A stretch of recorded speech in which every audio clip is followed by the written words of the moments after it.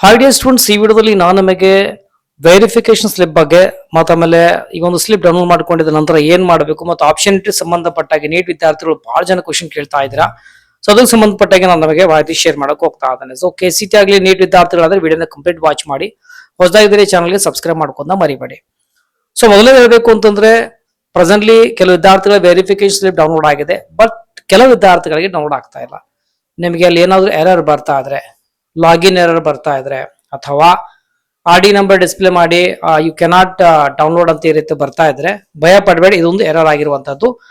So probably ಅದು ಮಂಡೇವರೆಗೂ almost ಎಲ್ಲ clear ಆಗುತ್ತೆ ಅನ್ಕೋತೀನಿ. ಏನಾದ್ರು ರೇಟಿಂಗ್ ಇದ್ರೆ ಸರಿ ನಿಮಗೆ ಏನೋ ನೋಟಿಫಿಕೇಶನ್ ಅಂತೂ ಬಂದೇ ಬರುತ್ತೆ.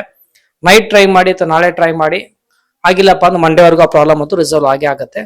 ಈಗೇನು ಡೌನ್ಲೋಡ್ ಮಾಡಿದ ತಕ್ಷಣ ಅಂತ ನಿಮಗೆ ಆಪ್ಷನ್ ಇರೋದಿಲ್ಲ, ಇನ್ನೂ ಸಮಯಾವಕಾಶವಿದೆ, ಆರಾಮಾಗಿ ಡೌನ್ಲೋಡ್ ಮಾಡ್ಕೊಳ್ಳಿ, ಪ್ರಾಬ್ಲಮ್ ಇಲ್ಲ. ಯೂಸಲಿ ಇದು ಕಾಮನ್ ಪ್ರಾಬ್ಲಮ್ ಅನ್ಕೊಳ್ಳಿ, ಈ ರೀತಿ ಎರರ್ ಆಗುವಂತದ್ದು. ಸೊ ಹಾಗಾಗಿ ತಾಳ್ಮೆ ಅಂತೀರಿ. ಆಮೇಲೆ ಡೌನ್ಲೋಡ್ ಮಾಡ್ಕೊಂಡಿದ ನಂತರ ದಯವಿಟ್ಟು ನೀವು ಡೀಟೇಲ್ಸ್ ನೋಡ್ಕೊಳ್ಳಿ. ನಿಮ್ಮ ಹೆಸರಾಗಿರ್ಬೋದು, ಫಾದರ್ ನೇಮ್, ಅದೆಲ್ಲ ಏನಾದ್ರು ತಪ್ಪಿದೆ ಅಂತ ಚೆಕ್ ಮಾಡ್ಕೊಳ್ಳಿ. ಸ್ಪೆಷಲಿ ರ್ಯಾಂಕಿಂಗ್ ಏನಾದ್ರು ತಪ್ಪಿದೆ ಅಂತ ನೆನ್ಪಿಟ್ಕೊಳ್ಳಿ, ನೋಡ್ಕೊಳ್ಳಿ ಒಂದ್ಸಲ. ಆಮೇಲೆ ಕೆಟಗರಿ ಏನಾದ್ರು ಬದಲಾವಣೆ ಆಗಿದೆಯಾ ಅಥವಾ ಜನರಲ್ ಮೆರಿಟ್ ಆಗಿದೆಯಾ ಅಥವಾ 2A 2B ಏನಾದ್ರು ನಿಮ್ದು ಏನಿದೆಯಾ ಅದನ್ನ ಬಿಟ್ಟು ಬೇರೆ ಏನಾದ್ರು ಡಿಸ್ಪ್ಲೇ ಆಗಿದೆಯಾ ಅದನ್ನ ಕರೆಕ್ಟ್ ಆಗಿ ನೋಡ್ಕೊಳ್ಳಿ. ಯಾಕಂದ್ರೆ ಏನಾದ್ರು ಅಪ್ಲಿಕೇಶನ್ ಅದು ಫೆಚ್ ಆಗುತ್ತೆ, ಕೆಲವೊಂದ್ಸಲ ತಪ್ಪಾಗುವಂತ ಸಾಧ್ಯತೆನೂ ಇದೆ. ತಪ್ಪು ಕಂಡು ಬಂದಲ್ಲಿ ದಯವಿಟ್ಟು ಕೆಗೆ ಅದನ್ನ ತಿಳಿಸಿ, ಇಮೇಲ್ ಮೂಲಕ ತಿಳಿಸಿ. ಅಪ್ಲಿಕೇಶನ್ ನಂಬರ್ ಮತ್ತೆ ವೆರಿಫಿಕೇಶನ್ ಸ್ಲಿಪ್ ಎರಡನ್ನೂ ಹಾಕಿ ಒಂದು ಮೆಸೇಜ್ ಬರೀರಿ ಏನ್ ತಪ್ಪಾಗಿದೆ ಅಂತ. ಅದನ್ನ ಬಹಳ ಬೇಗ ಈಸಿಲಿ ಒಂದು 2 days ಅಲ್ಲಿ ರಿಸಲ್ವ್ ಮಾಡೋ ಪ್ರಯತ್ನ ಮಾಡ್ತಾರೆ. ಓಕೆ, ಅದಕ್ಕೆ ಸಂಬಂಧಪಟ್ಟ ನೋಟಿಫಿಕೇಶನ್ ಬಂದಾಗೂ ಸಹ ನಿಮಗೆ ತಿಳಿಸ್ತೇನೆ. ಕೊನೆಯದಾಗಿ ಆಪ್ಷನ್ ಟ್ರೀ ಅಂತ ಬಂದಾಗ ನೋಡಿ, ಈಗ ನೀಟ್ ವಿದ್ಯಾರ್ಥಿ ಆಗಿದ್ರೆ ಒಟ್ಟಾಗಿ KCT ಅಪ್ಲೈನೇ ಮಾಡಿಲ್ಲ ಅಂದ್ರೆ ವೇಟ್ ಮಾಡಿ, ನಿಮ್ಗೆ ಯಾವ್ದೇ ರೀತಿ ಆಪ್ಷನ್ ಟ್ರೀ ಮಾಡಕ್ ಬರಲ್ಲ. ಯಾಕಂದ್ರೆ KCT ಬರ್ದಿಲ್ಲ ಅಂದ್ರೆ ರ್ಯಾಂಕೇ ಬಂದಿಲ್ಲ ಅಂದ್ರೆ ಮಾಡಕ್ ಬರೋದಿಲ್ಲ. ನಿಮ್ಮ ರಿಸಲ್ಟ್ ಬಂದ ನಂತರ ನಿಮಗೆ ಅಪ್ಲಿಕೇಶನ್ ಬಿಡ್ತಾರೆ, ಹೊಸದಾಗಿ ರಿಜಿಸ್ಟ್ರೇಷನ್ ಮಾಡ್ಕೊಂಡು ಮತ್ತೆ ನೀವು ನೀಟ್ಗೆ ಡೈರೆಕ್ಟ್ ಮಾಡಬಹುದು.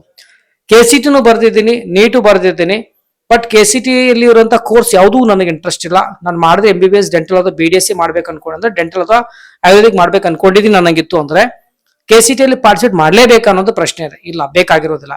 KCT ಅಲ್ಲಿ ಯಾವುದೇ ಕೋರ್ಸ್ ನೀವು ಇಂಟ್ರೆಸ್ಟ್ ಇಲ್ಲ ಅಂದ್ರೆ ಆಪ್ಷನ್ ಟ್ರೀ ಮಾಡೋ ಅವಶ್ಯಕತೆ ಇಲ್ಲ. ನೆನಪಿರ್ಲಿ, ಏನೋ ನೀವು ಯಾವುದೋ ಒಂದು ಕಾರಣಕ್ಕೊಂದು ನೀವು ಎಕ್ಸಾಮ್ ಬರ್ದಿರ್ತೀರಾ, ರ್ಯಾಂಕಿಂಗ್ ಬಂದಿದೆ, ಆಪ್ಷನ್ ಟ್ರೀ ಮಾಡ್ಲೇಬೇಕು ಅನ್ನೋದು ಬಹಳ ಜನ ಕೇಳ್ತಾ ಇದ್ದಾರೆ. ಮಾಡೋ ಅವಶ್ಯಕತೆನೇ ಇಲ್ಲ.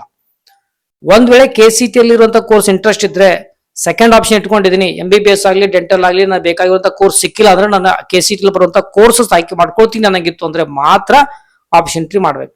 ಇಲ್ಲಾಂದ್ರೆ ಮಾಡೋ ಅವಶ್ಯಕತೆ ಇಲ್ಲ. ಮಾಡ್ಲೇಬೇಕನ್ನೋದ್ರದ್ದು ಮ್ಯಾಂಡೇಟರಿ ಅಂತ ಇಲ್ಲ. ಪ್ರೀ ರೌಂಡ್ ಸಂಬಂಧಪಟ್ಟ ಹಾಗೆ ಇನ್ನು ಡೀಟೇಲ್ ಒಂದು ಸ್ಕೆಡ್ಯೂಲ್ ಬರ್ಬೇಕಾಗತ್ತೆ, ನೋಟಿಫಿಕೇಶನ್ ಬರ್ಬೇಕು, ಅದ್ರಲ್ಲಿ ಮೆನ್ಷನ್ ಮಾಡ್ಬೇಕು ಏನಿಲ್ಲ ಅಂತ. ಅದು ಬಂದಾಗೂ ಸಹ ಡೀಟೇಲ್ ನಿಮಗೆ ಹೇಳ್ತೇನೆ. ಹೊಸದಾಗಿ ಯಾರಿದ್ರೆ ಸಬ್ಸ್ಕ್ರೈಬ್ ಮಾಡ್ಕೊಳ್ಳಿ, ಬೆಲ್ ಬಟನ್ ಪ್ರೆಸ್ ಮಾಡಿ, ಇದೇ ರೀತಿ ನಿಮಗೆ ಅಪ್ಡೇಟ್ ನೀಡ್ತಾ ಇರ್ತೇನೆ. ಓಕೆ, ಮತ್ತಷ್ಟು ನಮ್ಮ ಮುಂದೆ ವಿಡಿಯೋದಲ್ಲಿ ಟೇಕ್ ಕೇರ್, ಬಾಯ್.